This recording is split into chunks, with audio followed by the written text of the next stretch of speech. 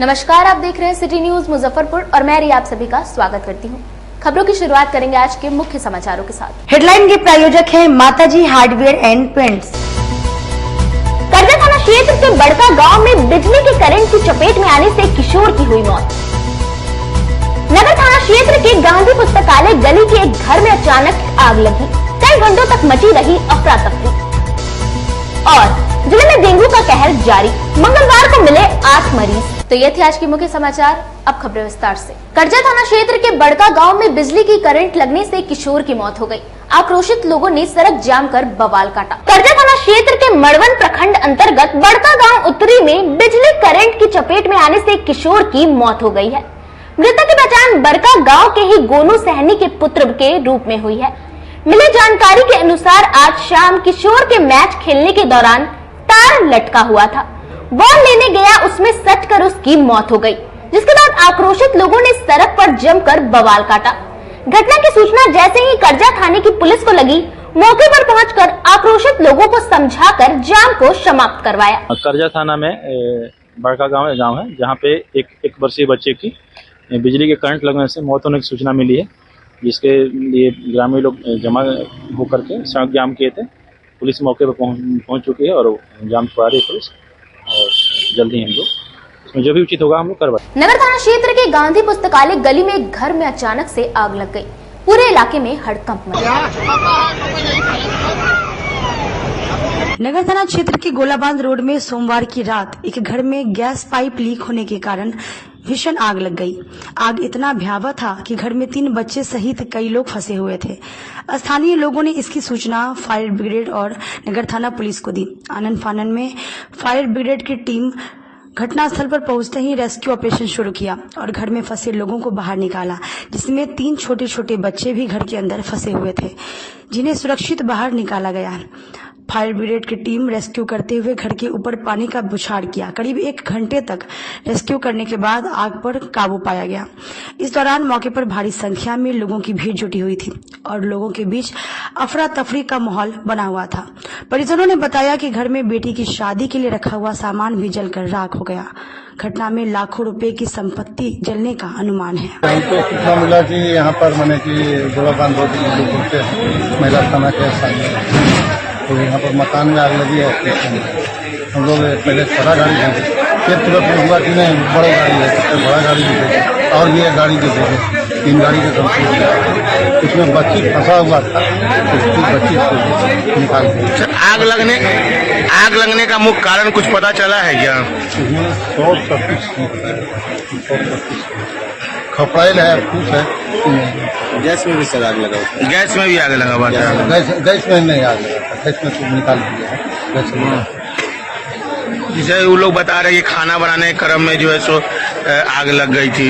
हम तो वो अभी देख रहे हैं अभी क्या है। सर लमसम कितनी की क्षति हुई होगी? कुछ मकान तो इनका खपड़ाइल का था और मैंने प्लास्टिक की शीट उसमें लगाए हुए हैं, उससे और ज्यादा आग पकड़ ली जाए। सिलेंडर में गैस चूल्हा के द्वारा सिलेंडर में आग लगी है।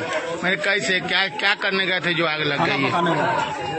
कितना लोग अंदर फंसे में थे? आग लगने का कितना लोग अंदर फंसे में थे?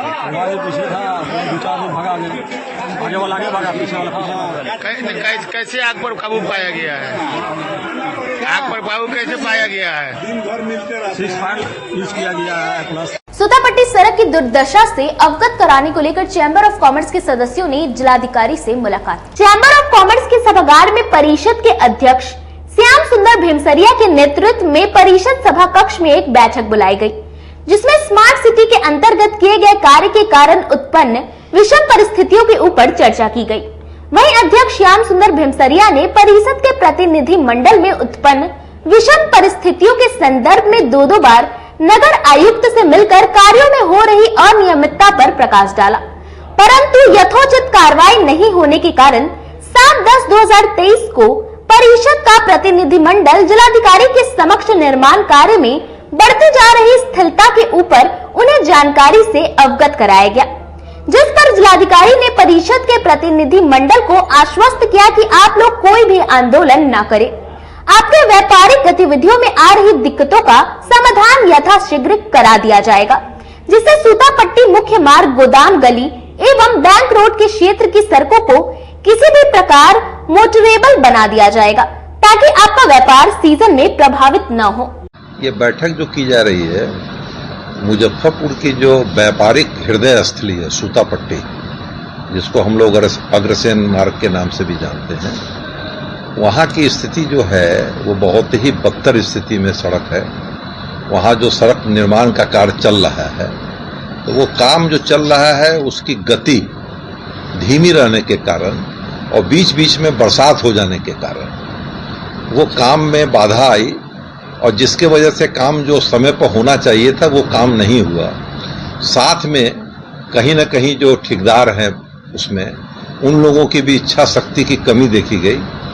जो आश्वासन हम लोगों को मिलता रहा कि भाई हम लोग इसको 2 दिन में कर देंगे पूरा, 5 दिन में कर देंगे पूरा, 4 दिन में कर देंगे पूरा, लेकिन उसके अनुरूप जो काम होना चाहिए था उसकी गति उतनी नहीं रही। हम लोग लगातार जिला प्रशासन से, नगर आयुक्त महोदय से संपर्क में हैं और रहे हैं। हम लोग शनिवार को डीएम साहब से भी जाकर मिलके अपनी व्यथा को बतलाए हैं और निश्चित रूप से डीएम साहब ने बहुत ही सकारात्मक पहल की और सकारात्मक पहल का परिणाम यह रहा कि उसी दिन रात्रि से काम में गति आई है। और काम में जो गति आई है, लेकिन फिर भी उसके बाद भी हम लोगों का यह मानना है कि अगर शनिवार और रविवार चूंकि छुट्टी का दिन था पूरा, तो अगर उस दिन में भी अगर काम किया गया होता, रात में भी काम किया गया होता, माने उसको अगर हम लोग उसको चैलेंज के रूप में अगर प्रशासन लिया होता तो आज ये स्थिति हम लोगों के सूतापट्टी की नहीं रहती। तो कहने का हमारा तात्पर्य यह है कि किसी भी काम की आवश्यकता को देखते हुए जिला प्रशासन को प्रायोरिटी बेसिस पर काम को करना चाहिए। सामने त्योहार का मौसम है, सूतापट्टी से पूरे उत्तर बिहार के व्यवसायी। कलमबाग चौक स्थित पार्वती सिनेमा के बगल में हर वर्ष की भांति इस वर्ष भी डिज्नीलैंड मेला का भव्य शुभारंभ किया गया। हर साल की भांति इस साल त्योहारों की सीजन में एक बार फिर से डिज्नीलैंड मेला शहर के लोगों के लिए खुल गया है। नए अंदाज और नए झूलों के साथ कलमबाग चौक स्थित पार्वती सिनेमा हॉल के समीप मैदान में खुल गया है, जिसका आज विधिवत उद्घाटन पूर्व मंत्री सुरेश शर्मा ने फीता काटकर किया। इस मौके पर शहर के कई गणमान्य लोग उपस्थित हुए। पूर्व मंत्री सुरेश शर्मा ने कहा कि शहर के लोग डिज्नीलैंड मेले में अपने परिवार के साथ आकर काफी आनंद उठाएंगे। शहर के बच्चों के लिए डिज्नीलैंड का बड़ा महत्व है। बच्चे घूमने आते हैं, झूला झूलते हैं, बोटिंग करते हैं और अपना खुशहाली बांटते हैं एक दूसरे बच्चों से। दशहरा के शुभ अवसर पर यह डिज्नीलैंड शहर के मध्य में लग रहा है। ये पहली बार, पहले तो और जगह लगता था, ओरिएंट क्लब में। इस बार माधव जी जो हमारे हैं उन्होंने इस जगह में इन लोगों को दिया है, तो माधव जी को भी बहुत शुभकामना है कि वो तरह तरह का काम सब कर रहे हैं। वहीं डिज्नीलैंड मेला के आयोजक ने बताया कि इस वर्ष मेले में नए झूला लोगों के लिए आकर्षण का केंद्र रहेगा। इसके साथ ही खाने पीने के स्टॉल और खरीदारी के लिए भी लोग काफी लुत्फ उठा सकते हैं। प्रयास है डिज्नीलैंड फैमिली की तरफ से, और ये एक उद्धव माधव जी के प्राइवेट ग्राउंड जो नियर महिंद्रा शोरूम और सगुन मैरिज हॉल के मैदान में लग रहा है। आज हमारे माननीय पूर्व विधायक समाज सेवी सुरेश शर्मा के हाथों से इस मेले का आज उद्घाटन हुआ है। यह मेला छठ तक चलेगा, जिसमें आपको मुजफ्फरपुर वासियों के लिए बड़े बड़े झूलों की व्यवस्था की गई है। इसमें टावर आएगा, break dance, dragon, Mickey Mouse, water boat, नाव के साथ साथ हस्तशिल्प से जुड़े हुए 30 से 32 दुकानों का एक सेटअप दिया गया है। पर्याप्त रूप से पार्किंग की व्यवस्था है। एकदम मेन रोड कलमबाग रोड में महिंद्रा शोरूम के समीप में है। और यही एक निवेदन है हम मुजफ्फरपुर वासियों की तरफ से कि दुर्गा पूजा के अवसर पर, दीपावली के अवसर पर, छठ के अवसर पर आप अपने परिवार के साथ, अपने आस पड़ोस के साथ हमारे मेले में आएं और मेले का लुत्फ उठाएं। मेले का उद्घाटन आज था और सही तरह से चालू किस दिन हो जाएगा? 1-2 दिन के अंदर में हमारी तरफ से पूरा प्रयास है कि 12 तक ये मेला सुचारू रूप से संचालित हो जाएगा। YouTube पर प्रदर्शित होने वाली मैथिली वेब सीरीज नून रोटी में बेरोजगारी और पलायन की समस्या दिखेगी। YouTube चैनल पर जल्द ही मैथिली वेब सीरीज नून रोटी प्रदर्शित होने जा रही है। यह वेब सीरीज आनंद ग्रुप की है, जिसका निर्देशन और लेखन विकास झा ने किया है। विकास झा ने प्रेस वार्ता कर इस वेब सीरीज की खासियत बताई और कहा कि नून रोटी मैथिली वेब सीरीज बिहार और मिथिला प्रांत में व्याप्त रोजगारी और पलायन की समस्या को अलग दृष्टिकोण से प्रस्तुत करेगी। मैथिली वेब सीरीज नून रोटी की अभिनेत्री रोशनी झा ने जानकारी दी कि नून रोटी में कुल 8 एपिसोड है, जिसका पहला एपिसोड फ्री में देख सकते हैं और बाकी 7 एपिसोड के लिए मधुर मैथिली यूट्यूब चैनल के दर्शकों को सब्सक्रिप्शन लेना पड़ेगा। नून रोटी की शूटिंग मिथिला के विभिन्न जिले और स्थान पर की गई है। दरभंगा, मधुबनी, सहरसा, सीतामढ़ी, भागलपुर और पूर्वी चंपारण मुख्य है और इसमें काम करने वाले सभी कलाकार रंगमंच से जुड़े हैं। इस वेब सीरीज में हम लोगों ने बिहार के यूथ की जो सबसे बड़ी समस्या है आज के समय में, वो रोजगार का है। पढ़े लिखे युवक भी जो नहीं पढ़े लिखे हैं ज्यादा, उनके सामने तो खैर है ही, जो पढ़े लिखे अच्छा हायर एजुकेशन लेके आ रहे हैं उनके सामने भी एम्प्लॉयमेंट का बड़ा प्रॉब्लम है और इसके लिए हम लोग कहीं ना कहीं आश्रित हैं बड़े शहरों पे, मेट्रो सिटीज पे। तो ये चीज एक साइकोलॉजिकली उनको प्रॉब्लम है। बड़े शहरों में जॉब कर रहे हैं, वहां रिस्पेक्ट नहीं मिल रहा है या जॉब सेटिस्फेक्शन नहीं है, तो ऐसे में जॉब छोड़ के और अपना स्टार्टअप कुछ डेवलप करना है, कुछ अपना बिजनेस करना है अपने होम टाउन में आके, तो ये कैसे संभव होगा और इसके लिए कैसी कैसी चुनौतियां आएंगी सामने। सबसे पहले परिवार है, फिर समाज है, मित्रों का हंसना है और स्थानीय स्तर पे प्रशासन से क्या समस्या है, सरकार का क्या उसमें सहयोग है। इन सब समस्याओं से कैसे जूझते हैं और कैसे अंततः वो लोग सफल होते हैं, इसको किस अंजाम तक पहुंचाते हैं, इसकी कहानी कही गई है इसमें। और ओवरऑल बिहार में और क्या क्या रोजगार की संभावनाएं हैं, पर्यटन में क्या संभावनाएं हैं, उसको कमर्शियल व्यवसायिक कैसे बना सकते हैं हम लोग, इन सब चीजों पे भी चर्चा की गई है इसमें कहानी के माध्यम से। तो ओवरऑल इस वेब सीरीज को आज के दौर में युवाओं को के लिए समर्पित है, युवाओं द्वारा निर्मित भी है और इसमें बहुत सारे कलाकारों ने काम किया है। बिहार के करीब करीब 70 से अधिक कलाकारों ने काम किया और अलग अलग क्षेत्रों से। मैथिली भाषा में है मुख्यतः, लेकिन ऐसा नहीं है कि सिर्फ दरभंगा, मधुबनी या मिथिला क्षेत्र के ही हैं, पूरे बिहार से इसमें युवाओं ने काम किया है और अच्छे अच्छे अभिनेताओं ने, रंगमंच से जुड़े हुए अभिनेताओं ने, सबों ने काम किया। हमारे साथ जो हमारी टीम आप देख सकते हैं, ये सब रंगमंच से जुड़े हुए हैं मुख्यतः। दर्शक जो है वो इसे कहाँ देख सकते हैं और कब से देख सकते हैं? इस वेब सीरीज को दर्शक मधुर मैथिली के YouTube चैनल पे देख सकते हैं 27 अक्टूबर से। 8 एपिसोड में ये बनी हुई सीरीज है।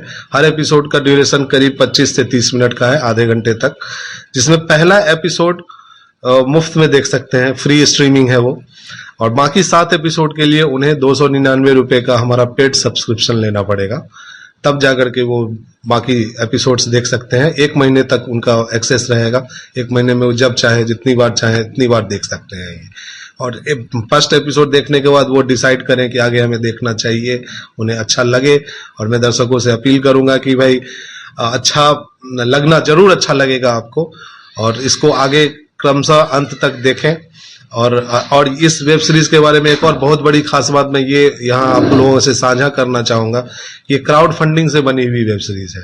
इसमें कोई निवेशक या इन्वेस्टर कोई एक आदमी नहीं है, लोगों के सहयोग से बना हुआ है, और मतलब जनधन सहयोग कह सकते हैं। तो क्राउड फंडिंग से जिस हिसाब से बना हुआ, और जिस यूजुअली क्राउड फंडिंग सफल नहीं हो पाता है, खासकर अपने क्षेत्र में, लेकिन ये प्रोजेक्ट है, पहला मैथिली का ऐसा वेब सीरीज है ये जो क्राउड फंडिंग से सफल हुआ है। तो उस मामले में भी इसमें लोगों का एक जुड़ाव है, लोगों ने बहुत सहयोग किया है और आगे भी एक बार और सहयोग करके इसे कमर्शियली सक्सेसफुल बनाना है। आपका परिचय? जी, मेरा नाम विकास झा हुआ, मैं दरभंगा जिले का हूँ, लहरियासराय से, और फिल्म विधा में, फिल्म निर्देशन में मैं कार्यरत हूँ। काफ़ी दिनों से मुंबई में रहता हूँ। अभी फिलहाल मधुर मैथिली नाम से यूट्यूब चैनल मेरा बहुत ग्रो कर रहा है और इस पर हम लोग मैथिली भाषा में एक्सक्लूसिवली नियमित रूप से कंटेंट बना रहे हैं। और इस पे हम लोग इसी कंटेंट बनाने के क्रम में ये वेब सीरीज का पहला हमारा प्रयास है। ताकि और अच्छे स्तर का बड़े बड़े कंटेंट्स हम लोग बनाते रहें। करजा थाना क्षेत्र की पुलिस ने गुप्त सूचना के आधार पर एक ट्रक शराब के साथ 3 लोगों को गिरफ्तार किया है। करजा थाने की पुलिस ने गुप्त सूचना के आधार पर थाना क्षेत्र अंतर्गत पकड़े पोकही के भुतही पोखर के समीप छापेमारी कर एक ट्रक शराब के साथ 3 लोगों को गिरफ्तार किया है, जिसमें एक धंधेबाज सहित ट्रक चालक खलासी शामिल है। गिरफ्तार शराब धंधेबाज की पहचान रसूलपुर निवासी राहुल ठाकुर के रूप में हुई है। वहीं ट्रक चालक की पहचान राजस्थान जयपुर के ज्ञानी सिंह व खलासी की पहचान राजस्थान गरसना के लक्ष्मण के रूप में हुई है। वहीं पुलिस के पहुंचने से पूर्व ही धंधेबाज द्वारा मंगाई गई शराब को यहां के विभिन्न धंधेबाजों के बीच वितरित कर दिया गया था। शराब अनलोडिंग के दौरान आसपास जो बोतलें गिरी हुई थी उन्हें पुलिस ने जब्त कर लिया। इनकी कुल मात्रा करीब 27 लीटर बताई गई है। जिले में डेंगू का कहर दिन पर दिन बढ़ता ही जा रहा है। मंगलवार को 8 और नए मरीज मिले हैं। जिले में डेंगू के 8 अन्य मरीज मिले हैं। इसके साथ ही डेंगू मरीजों की कुल संख्या 220 हो गई है। जिला वेक्टर जनित रोग नियंत्रण पदाधिकारी डॉक्टर सतीश कुमार ने बताया कि नए मरीजों में से 3 मुशहरी के, 2 कांटी के, 2 अर्बन, 2 बोचहा, 1 पाड़ू, 1 कटरा, 1 मोतीपुर के हैं। सभी को जांच के दौरान पॉजिटिव पाया गया है। अभी तक 103 में से 84 को डिस्चार्ज किया गया है। 18 मरीज अभी भी एसकेएमसीएच में भर्ती है। जहां जहां डेंगू के मरीज मिल रहे हैं वहां वहां फॉगिंग कराई जा रही है। संडे के चलते तो कल रिपोर्ट ओपीडी नहीं चलने की वजह से नहीं मिल पाया था, मगर आज जो हमें रिपोर्ट प्राप्त हो रहा है उसमें आज नए केस टोटल 12 प्रतिवेदित हुए हैं। इस तरह से कुल रोगियों की संख्या जो है वो 207 था और 12 219 प्लस एक अलग जो चिकनगुनिया का हम लोग दे रहे हैं वो 220 केस टोटल प्रतिवेदित हो रहे हैं। कितने मरीज डिस्चार्ज हुए, कितने भर्ती हुए? सदर हॉस्पिटल में कोई मरीज एडमिट नहीं है। एसकेएमसीएच से जो हमको प्राप्त हुआ है उसमें आज की तारीख में 18 मरीज एडमिट हैं। कुल वहाँ पे 103 मरीज ये आए थे, जिसमें से 84 को डिस्चार्ज किया जा चुका है। वो सकुशल वापस अपने घर को चले गए हैं और 18 आज की तारीख में एडमिट है। एक मामला है सर, जहाँ फॉगिंग हो रही है वहाँ से भी मरीज हुए हैं फॉगिंग के बाद। देखिए, फॉगिंग आज हो रहा है लेकिन इन्फेक्शन उसका पहले आ चुका होगा। डेंगू का मॉस्किटो का जो बाइट है वो पहले हो चुका होगा, और या कहीं अगर यदि उसका ट्रेवल हिस्ट्री है तो वो बाहर से उसको लेके आ रहा है। ऐसा नहीं कि डेंगू का फॉगिंग हो गया तो अब कोई नया केस आवेगा ही नहीं, वो पहले से इन्फेक्टेड है जो कि सिम्टम आज डेवलप कर रहा है। फैक्ट्री में पानी पीने को लेकर किशोरी की बेरहमी से पिटाई कर दी गई। गुस्साए हुए ग्रामीणों ने जमकर हंगामा किया। कांडी थाना क्षेत्र के नरसंडा में किशोरी के साथ मारपीट करने का मामला सामने आया है। मिली जानकारी के अनुसार किशोरी एक निजी फैक्ट्री में पानी पीने गई थी। इसी बीच कुछ विवाद को लेकर फैक्ट्री के कर्मी ने किशोरी की पिटाई कर दी, जिसके बाद किशोरी के परिजन और ग्रामीणों ने फैक्ट्री पर जाकर जमकर बवाल काटा। घटना की सूचना जैसे ही कांटी थाना की पुलिस को मिली, दलबल के साथ पहुंचकर आक्रोशित लोगों को शांत करवाया और मामले की छानबीन में जुट गई है। पानी पीने गए थे, पानी भी नहीं पिया, कुछ बोलने लगा। उसके बाद खूब मोटका डंडा से लाठी से मारने लगा, लाते मुँह के सब। अब बोला जान से मार डालेंगे। हम इधर नहीं आते, मम्मी आई थी इसलिए घूमने आ गए थे। इधर मम्मी भाई से लेकर आई थी, अब घूमने चले आए। हम कभी नहीं आते इधर। इधर पानी पीने गए थे। देखिए, यहाँ हुआ क्या है कि एक लड़की के साथ मतलब जो मारपीट का मामला हुआ है, हम यहाँ के स्थानीय पार्षद हैं और हमें इन्फॉर्मेशन हुआ है कि पानी पीने के लिए कैंपस में आई है। पता नहीं क्या आर्गुमेंट हुआ नहीं हुआ, हमको ये नहीं पता है। जैसा वो बताया है पक्ष वो सुने हम। अगर इसके तरफ से कोई घटना नहीं होता तो इसको सामने आकर के फेस करना चाहिए कि हम कुछ नहीं किए हैं। जब वो लड़की दिखा रही थी, पूरा उसका पीठ पूरा एकदम लाल था, मोटा लाठी से मारा। वहाँ जितने भी मतलब ग्रामीण सब घास कर रही थी, बकरी चरा रही थी, वो सब आकर के हल्ला की है। उधर से मतलब चारों तरफ पूरा ग्रामीण एरिया, इधर से दौड़ करके लोग आया है, तब बचाव हुआ है। पूरा जांग वगैरह सब खुल गया उसका, मतलब वो उठ नहीं पा रही थी। कितना बजे का? ये यही लगभग 1 घंटा पहले का है, लगभग 5 साढ़े 5 का। जी। क्या कुछ इसमें हुआ? प्रशासन आई थी? प्रशासन इससे पहले आई है। अब उनके बीच में क्या बात हुआ है इस प्लांट वाले के साथ, वो हम लोग कुछ स्पष्ट पता नहीं चला। गंभीर रूप से जख्मी है बच्ची? हाँ, बच्चे गंभीर रूप से जख्मी है। अभी कहाँ ले जाया गया? अभी उसको पीएचसी ले गया गया है। फिर उसके बाद फिर उसके बाद आएगा जो प्रक्रिया उनके पेरेंट्स करेंगे। बाकी मेरा ये बग्गा हमारा हम भैंस चढ़ तो हमारा भी अलग खोजे मम्मी मम्मी कह के हमको जो मम्मी पानी पियल तो हो गया हम पानी पी के निकल गए ऐसे खड़ा हो गए लड़का वाला हंसवा वाला खड़ा है आ वजह से अलग है क्या बोली आ कह के हाथ घिस जावे लगा आप दो लाठी से मारे लगा लड़का लाठी से पानी पिए के लिए भैंसी हम नदी जिरात पे चलवाई थी ओहो में ना का भी भैंसी बांध का भी है ये भैंसी बांध के हम रही हम के मम्मी बेटी है वो नीरज इनमें के मालिक के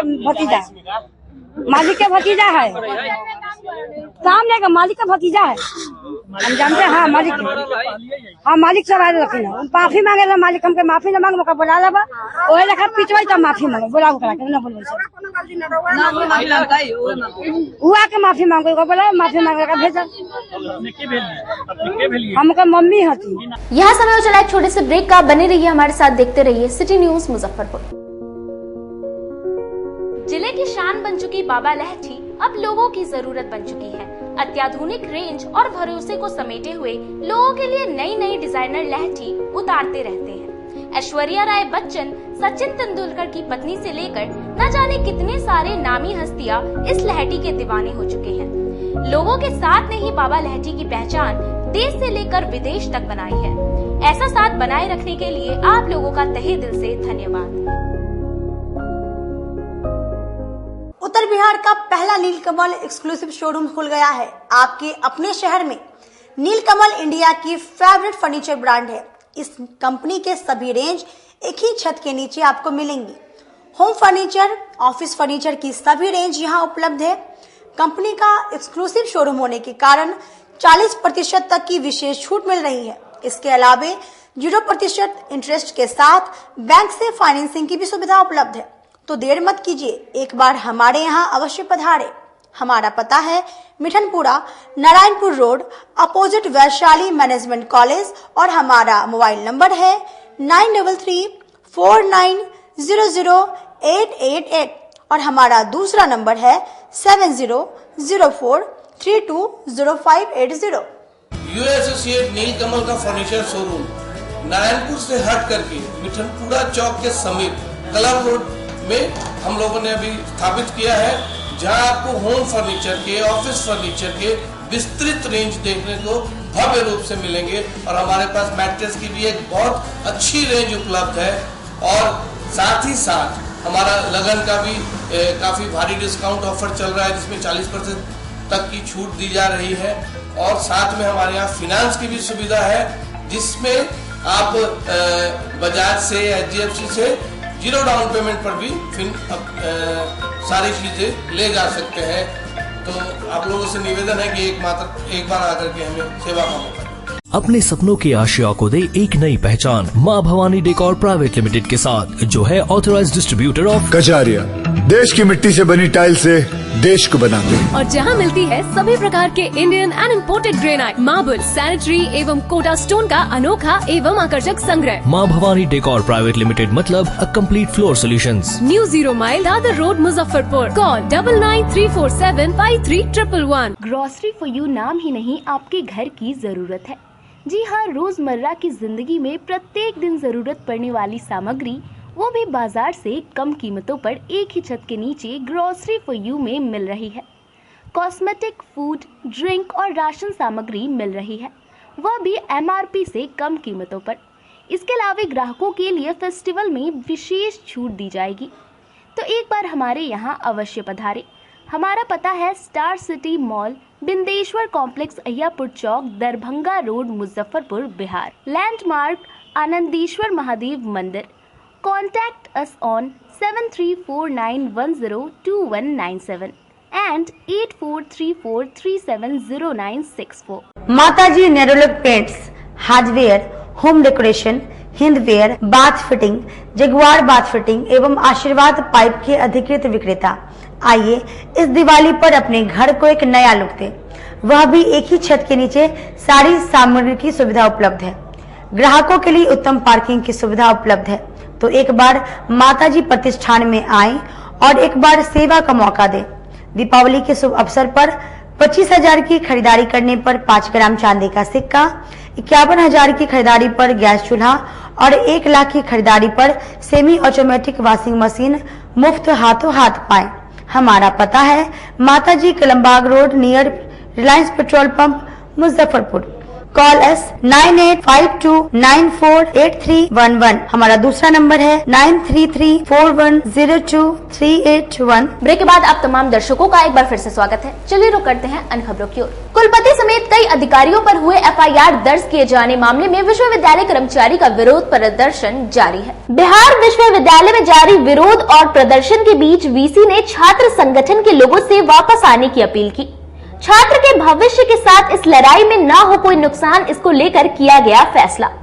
आपको बता दें कि बीते दिनों बिहार विश्वविद्यालय के VC सहित 4 लोगों के खिलाफ वित्तीय अनियमितता को लेकर कार्रवाई के लिए FIR दर्ज किया गया था, जिसके बाद आज 3 से 4 दिनों से जारी प्रदर्शन और इसमें धीरे धीरे करके सभी लोगों के आने से विश्वविद्यालय के शैक्षणिक कार्य प्रभावित हो रहे हैं। वहीं VC के पक्ष में बिहार विश्वविद्यालय क्षेत्र कर्मचारी संघ, छात्र संघ और अन्य संगठन के लोग इसमें शामिल होकर विश्वविद्यालय के कार्य को प्रभावित कर शैक्षणिक और सत्र पर असर डाल रहे हैं, जिसके बाद फैसला लेते हुए शब्दों से काम पर वापस लौटने की अपील की और कहा कि जो भी संवैधानिक और कानूनी प्रक्रिया है उसके तहत अपनी लड़ाई को जारी रखेंगे। वहीं इस मामले में बिल वापस नहीं लेने के अपने वादे पर कायम दिखे। को देखते हुए एक अभिभावक के तौर पर मैंने ये निर्णय लिया है, ध्यान रखिएगा शब्दों पर। छात्र शक्ति अभी भी आंदोलन के लिए एकदम पूर्णतः तैयार थी, लेकिन अभिभावक के नाते, कुलपति होने के नाते मुझे ये सोचना है उनका भविष्य किसमें है। तो मैंने एक तरफा फैसला उनको सुनाने के लिए बुलाया था कि मैं आप लोगों से कह रहा हूं कि आप लोग जाइए अपने अपने कक्षाओं में, अपने अपने वर्ग में पढ़ाई कीजिए, अपना भविष्य उज्जवल कीजिए, बिहार का भविष्य उज्जवल कीजिए, देश का भविष्य उज्जवल कीजिए। फिलहाल कोई मैंने विकल्प भी नहीं दिया, बात नहीं माननी। मैंने कहा मैं अभिभावक के तौर पर यह डिसीजन ले रहा हूँ, आप ही मानो। निश्चित तौर पर, क्योंकि आप देखें, क्योंकि इसमें सफर कौन करेगा? केवल छात्र। जो परीक्षाएं रद्द हुई थी वो सब, वो सारी चीजें, ये मेरा वादा, मैं अपने वादे से कभी नहीं करता। जो परीक्षाएं डिस्टर्ब बीते कुछ दिनों में हुई बिल्कुल होंगी, नियमतः सबको बता दिया जाएगा। जो अब तक परीक्षाएं जो अगली शेड्यूल थी उसी शेड्यूल पे होंगी। जो परीक्षाएं नहीं हुई हैं उन परीक्षाओं के लिए बाकायदा समय सारणी निश्चित की जाएगी।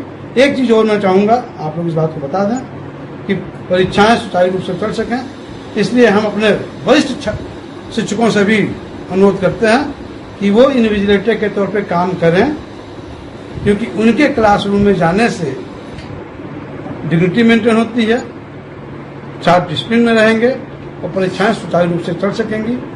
कल की तारीख में कोई मेमो या किसी छात्र के अटेंडेंस के बारे में कोई बात होती है तो कम से कम उस सीट पे ये रहेगा कि हम उसकी संख्या में फला वरिष्ठ टीचर थे, कमांडेंट टीचर थे, तो बताएंगे कि साहब यहाँ पे ये गलत था, ये सही था। उनसे उम्मीद की जाती है कि वो लोग अपनी ड्यूटी करेंगे, छात्र इसमें सहयोग करेंगे। इन्विजिलेशन की जहाँ तक बात थी वो मैंने बताया आपसे। ऑटो प्रभारी संघ के अध्यक्ष ने कहा कि नगर निगम द्वारा बनाए गए ऑटो पड़ाव पर लोग अतिक्रमण कर चुके हैं। अतिक्रमण एक गंभीर घाव की तरह उत्पन्न हो गया है, जिससे आम लोगों को काफी परेशानियों का सामना करना पड़ता है।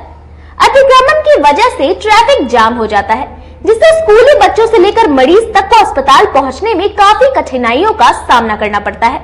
इन्हीं सभी समस्याओं को लेकर ऑटो प्रभारी संघ के मुकेश कुमार यादव ने कहा कि कुछ दिनों पहले नगर निगम की ओर से 0 माइल गोलंबर को अतिक्रमण मुक्त किया गया था, लेकिन एक बार फिर दुकानदारों के द्वारा सड़क को अतिक्रमित कर दिया गया है, जिससे मेडिकल जाने वाले मरीजों को काफी परेशानी झेलनी पड़ रही है। साथ ही पूजा का समय है तो मंदिर जाने वाले भक्तों को भी कठिनाई का सामना करना पड़ रहा है। हम लोगों की मांग है कि एक बार फिर से नगर निगम की ओर से 0 माइल गोलंबर को पूरी तरह से अतिक्रमण मुक्त किया जाए।